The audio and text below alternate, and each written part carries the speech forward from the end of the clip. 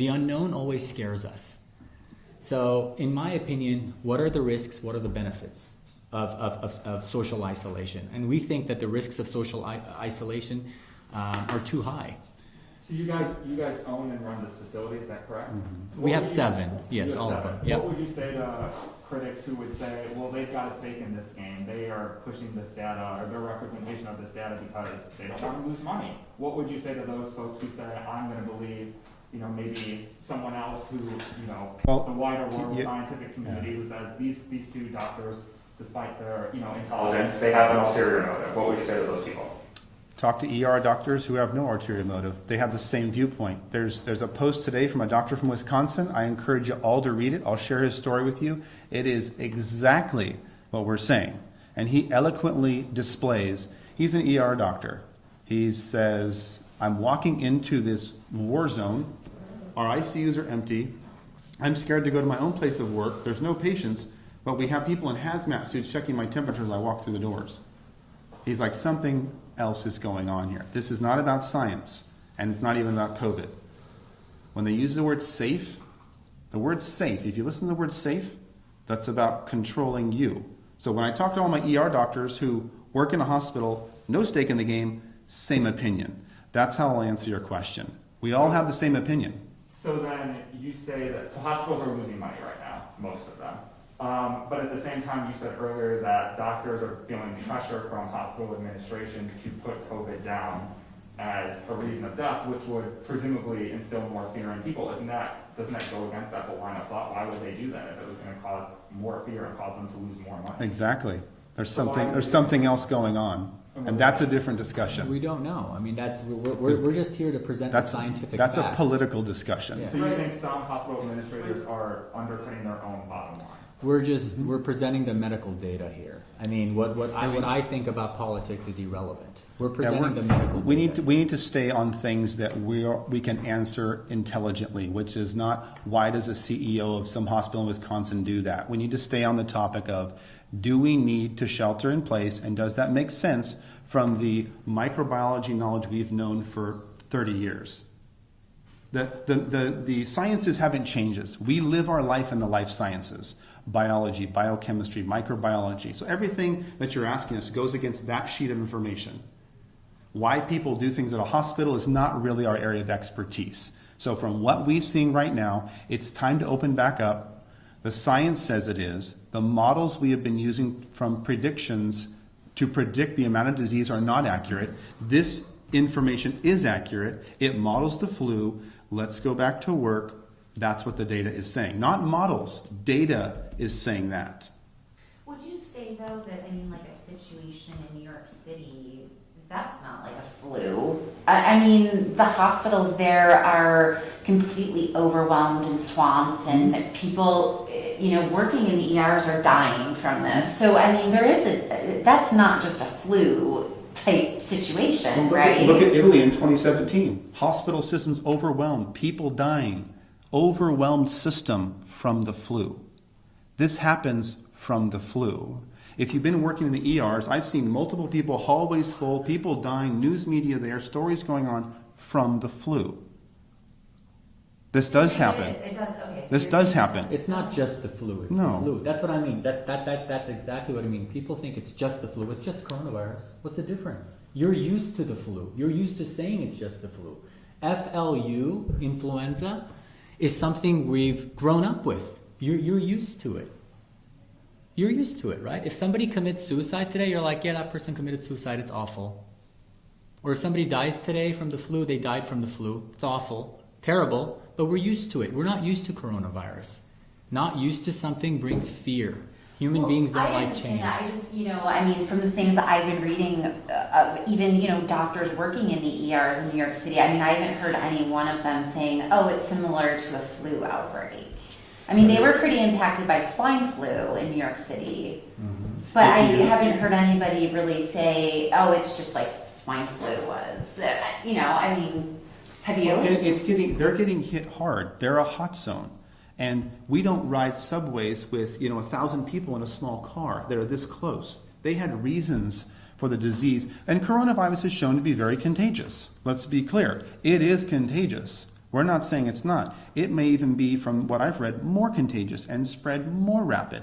But the actual cause of death and the disease cycle is similar to what we're seeing from the flu, with more of a respiratory component. You know, and they were screaming for ventilators. What percent of people die on ventilators? 80, 90%? Once you're on a ventilator, if you understand, you're in a bad shape. And they're screaming for 30,000 ventilators that they didn't use, right? They're screaming for a lot of things. 30,000, they used 5. How many 100% over did they order? How many hundreds of millions of dollars? Entire companies, GM, were forced to switch their production lines. For what? I'm saying the secondary causes of what we're seeing, oil shut down. We have predictable negatives from lockdown. Predictable negatives. Corona has unpredictable negatives. No, I see what you're saying. I mean, it sounds like you're saying, we actually have some data to look at now, and in the beginning we didn't really know, but now we can draw some conclusions. And those conclusions that you guys were able to draw, really the entire nation, do you think, respectively, the numbers are low in those ratios that you were mentioning, the fatality versus how many people have them, because we've been social distancing? Now, you don't think it's because, since we started doing these, that those models that Harvard County Health shows how effective social distancing is, that's all false? But that's why we went over Sweden and Norway. We went over Sweden and Norway because you have lockdown, no lockdown. Sweden, no lockdown. Norway, lockdown. That's 10 million, that's 15 million people. We have the data. That's what I just went over with you. Lockdown. Norway and Sweden also have drastically different testing standards and metrics. Norway is basically testing everybody. Sweden, they're only testing you if you end up in a hospital. No, that's not accurate. They're not testing everybody. Well, of course, they're not testing all 5.5 million Norwegians, but their testing is much more widespread. The bottom line is, from those of us who study it and have a background in this, is lockdown versus non-lockdown did not produce a statistically different number of deaths. That is the bottom line. That we know of. Right, so people could be dying in their home or from other things, but if they're not being tested, then they don't know what the cause of death is. Yeah, and if you were to give me a test on analyzing these numbers and I probably wouldn't perform so well. I guess what I'm trying to cross-reference is I hear our president, I hear our governor say social distancing is working. And you guys are saying it's not needed. So I guess that's what I'm trying to wrap my head around. Like, why is that? It was needed initially. Are they lying? It was needed initially. They actually, we both agree with exactly what they did initially because we didn't know. It was an unknown. Now it is becoming known. Initially, when you don't know something, you're extra careful because you're fearful. It's just like when you see a patient and they're very sick, you test for everything because you're scared. You're fearful. But then as you see more of those patients, you realize, hey, I know what to test for, right? It's shotgun effect versus sniper effect, right? So initially when this data came out of a new virus that's lethal, they went all out. And I think that was appropriate. But now that we have the data, we're seeing that 97% of patients completely recover. And those 4 patients that die, they have over 90% comorbidities. Let's run through that one more time. Out of 100 people, if 96 do fine, the 4 that die, 90% of those 4 have comorbidities. Heart failure, emphysema, rheumatoid arthritis, lupus. They're on immunomodulating medications. They're immunodeficient, HIV. These are the people that are dying. You get some healthy people that die, but that's an infinitesimal number. Tiny. So, and you think that differentiation of the conclusions that you doctors are drawing versus them is because they are academics or something along that line? What you were saying? Well, I think we're in the weeds. We work with this every single day, and the numbers don't make sense to us. And they don't make sense to ER physicians and physicians all over the country. It's not just us. Okay. So, and my final question, just to make sure we get it right, I think you guys said this. Please get your first or last name or spelling, please. Your first or last name or spelling, please. Thank you, sir. Dan Erickson. That's DANERICKSON. Perfect. Thank you. Artin, ARTIN, MASSIHI. Awesome. Thank you, guys. Thank you, guys. Thanks for your time. ARTIN? Yes. Thanks, Brad. Hey guys, thank you so Thank you much. so much. I appreciate you And guys. you guys are the co-owners of Yeah. Accelerated Urgent Care? Okay. I'm just looking through to make sure that I answered all of Karen's questions.